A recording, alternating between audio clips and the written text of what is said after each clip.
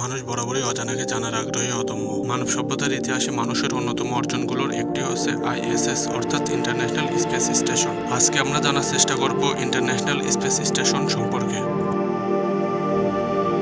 International space station হলো একটি স্থায়ী মহাকাশ বেস। এখানে মানুষের জীবনকে আরো সহজ করার জন্য বিভিন্ন গবেষণা করা হয়। আইএসএস এর উদ্দেশ্য হলো মহাকাশে গবেষণা এবং পরীক্ষা করা।